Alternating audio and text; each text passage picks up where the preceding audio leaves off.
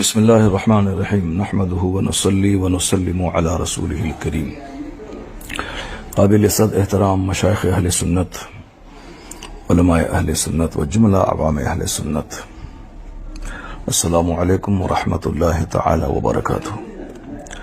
فقیر محمد شہریار رضا قادری، تمام علماء، مشائخ، جملہ ائمہ مساجد اور ہر طبقے سے تعلق رکھنے والے تمام سنی بھائیوں کا شکر گزار ہے جنہوں نے احقاق حق اور ابطال باطل کی تائید کی اور حوصلہ افزائی کی۔ فقیر کسی سے ذاتی بغض و عناد کی بنا پر کچھ اپنی تقریر میں نہیں کہتا ہے، بلکہ میری ہزاروں تقریروں میں جو اصلاحی مضامین، سائنسی مضامین ہوتے ہیں، اس کے ذریعے میں عوام کو بدعملی سے روکنے کی ایک چھوٹی سی کوشش کرتا ہوں۔ تنبیہاً کبھی جملے سخت ہو جاتے ہیں اور اپنے عزیزوں کو، نو عمر فارغین کو بھی ہدایت دیتے ہوئے کبھی کبھی میں اصلاح کی باتیں کرتا ہوں، اور اپنے بڑے لوگوں کو بھی ادب کے دائرے میں رہ کر جو بھی باتیں کہہ سکتا ہوں وہ میں کہتا رہتا ہوں۔ یہ سارے لوگ جو میری تقریر سنتے ہیں اس کو معلوم ہے۔ ابھی چند دن پہلے جو کچھ ہوا، میں نے صرف دینی اجلاس کے تقدس کو بحال کرنے کے لیے اور جلسہ جو ایک واحد پلیٹ فارم ہے دین کا پیغام عوام تک پہنچانے کے لیے، جو بزرگان دین کی ایک مضبوط وراثت اور روایت ہے، اس کو ہمارے چند ناخواندہ یا کم خواندہ نعت خوانوں کی وجہ سے جو تھوڑی پریشانیاں اسٹیج کو لاحق ہیں، اس کے بارے میں بھی گاہے بگاہے میں بولتا رہتا ہوں۔ نعت خوانی کی حد تک رہے، عوام بھی قاعدے سے سنجیدہ مزاج ہو کر اپنے رہنما اور اپنے شعراء کو سنیں۔ تو اسی سلسلے میں ایک ناخوشگوار واقعہ ہوا کہ میں نے اپنے ان عزیزوں کو ڈانٹا کہ بالکل یہ انداز نعت خوانی درست نہیں ہے، کسی بھی طرح مذہبی اسٹیج کے لائق یہ نہیں ہے۔ تو انہیں قبول کر لینا چاہیے تھا، لیکن انہوں نے زبان درازی کی اور تمام علماء اہل سنت کو برا لگا۔ وہ تو کہیے کہ حضور علامہ توصیف رضا خامد ذلہ العالی اعلی حضرت رضی اللہ عنہ کی کرامت بن کر بر وقت اسٹیج پر آئے۔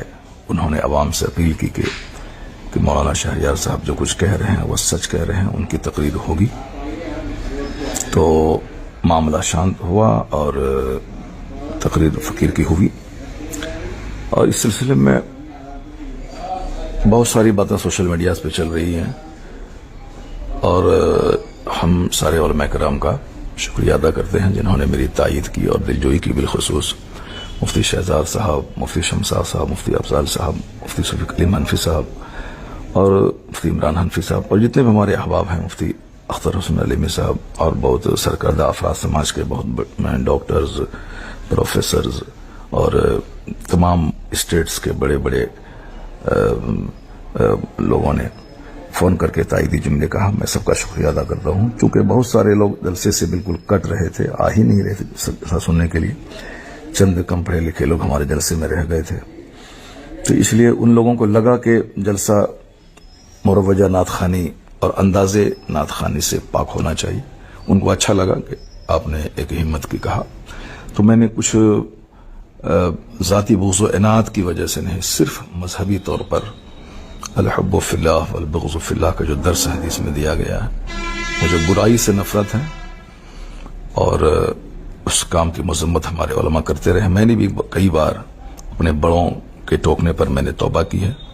ناگپور میں حسینی میاں نے ایک بار مجھ کو ٹوکا، میں نے برجستہ پورے اسٹیج میں میں نے توبہ کی۔ ہمارے سیمانچل کے ایک بہت بڑے جلسے 50,000 کے مجمع میں غالباً میں نے آج سے 15-20 سال پہلے سبقت لسانی سے کچھ جملے نکلے، ہمارے مشائخ نے مجھے ٹوکا، میں نے فوراً برجستہ میں نے توبہ کی۔ یہ تمہارے بزرگوں کا طریقہ رہا ہے، اس پر عمل کرنا چاہیے اور اس طرح سے زبان درازی نہیں کرنی چاہیے۔ البتہ اب رہی بات کفیل امبر نے فون کر کے انہوں نے معافی مانگی ہے اور اپنے کیے پر سخت ندامت کا اظہار کیا ہے، تو حدیث پاک پر عمل کرتے ہوئے میں اسے معاف کرتا ہوں اور گزارش کرتا ہوں کہ مرتے دم تک کبھی بھی علماء مشائخ کی گستاخی نہ کریں۔ اللہ رب العزت نے جو عزت دی ہے تو اس عزت کو شرعی حدود میں رکھتے ہوئے اس نعمت کا شکر ادا کریں اور کبھی بھی اپنے ترفع اور گھمنڈ کا مظاہرہ نہ کریں۔ خاموشی میں نجات ہے، بہت ساری باتیں مصلحتاً خاموش رہنے سے ختم ہو جاتی ہیں۔ باقی رہی بات، اگر ہمارے جملے سے کسی کو دل آزاری ہوئی ہے، جیسے اپنے بچے کو لوگ روزانہ ڈانٹ ڈپٹ کرتے ہوئے بہت ساری باتیں کرتا ہے، یہ ہمارے چھوٹے عزیز ہیں، اگر میرے جملوں سے کچھ دل آزاری ہوئی ہے ان عزیزوں کو تو میں اس سے معذرت کرتا ہوں۔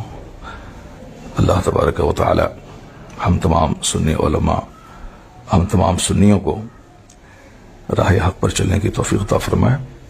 باقی جلسہ کرانے والے سارے عوام سے میں گزارش کرتا ہوں کہ جلسہ کرتے ہوئے اپنے علاقے کے ذمہ دار علماء سے رابطہ کریں اور بالکل کم خرچ، صاف و شفاف جلسہ، تاکہ لوگ جلسوں سے لوگوں کو نفرت نہ ہو، اور جلسہ روز ہو تو 2-3 گھنٹے کے جلسے میں شرکت کرنے میں لوگوں کو بوجھ نہ ہو۔ اس طرح کا جلسہ کریں، نام و نمود کی خاطر نہیں، صرف سنیت اور مسلک اہل سنت کا پیغام عام کرنے کی خاطر کریں۔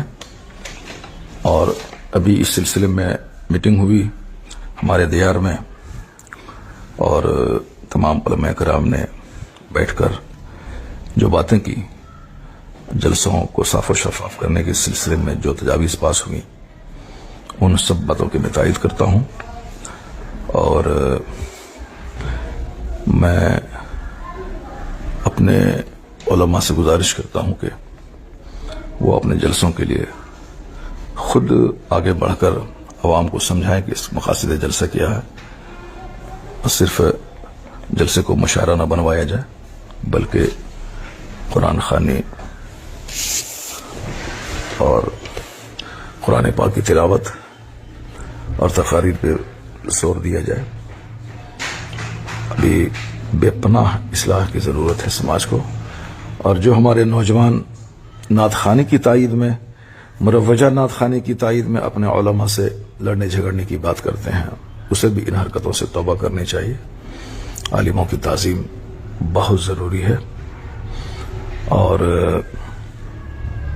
مجلس میں جو بھی بات ہو جائے شرعی طور پر اس کو حل کرنا چاہیے، نہ کہ اس معاملے کو اپنے ہاتھ میں لے کر لڑائی جھگڑے کا ماحول پیدا کرنا چاہیے۔ علماء کرام اگر کسی بات کی گرفت کرتے ہیں تو عوام کو غور سے سننا چاہیے، نہ کہ اس کو عام لوگوں کی طرح لڑائی جھگڑے کا رنگ دینا چاہیے۔ میں ان سارے نوجوانوں سے گزارش کرتا ہوں جنہوں نے جلسے کو دوسرا رنگ دینے کی کوشش کی، خبردار کبھی بھی اپنے علماء کی عزت سے کھلواڑ نہ کریں، علماء کی عزت کریں اور ان کی باتوں کو غور سے سنیں۔ اگر وہ کسی خطا پہ، غلطی پہ گرفت کرے تو اس گرفت کو تسلیم کریں۔ اگر گرفت کرنے والے سے کوئی خطا ہوتی ہے تو وہ بھی علماء کرام کی تنبیہات سے آزاد نہیں ہے۔ اپنے بڑوں کا ہمیشہ ادب اور احترام کرنا چاہیے۔ اگر کوئی گرفت کرے تو اس کی اصلاح کو قبول کرنا چاہیے۔ تو میری طرف سے بھی اگر کوئی دل آزار جملے نکلے ہیں، آج بھی ہوں یا کبھی بھی ہوں، میں ان تمام دل آزار جملوں سے رجوع کرتا ہوں، توبہ کرتا ہوں۔ اللہ تعالیٰ مجھے ہمیشہ حق بولنے، حق سننے، حق پر عمل کرنے کی توفیق عطا فرمائے۔ اللہ تعالیٰ مسلک اعلی حضرت مسلک اہل سنت و جماعت کو خوب فروغ اور ترقی دے، اور تمام ذاتی اختلافات، بغض و عناد اور حسد اور کدورت سے تمام مسلمانوں کو بچنے کی توفیق عطا فرمائے۔ آمین۔ وآخر دعوانا الحمد للہ رب العالمین۔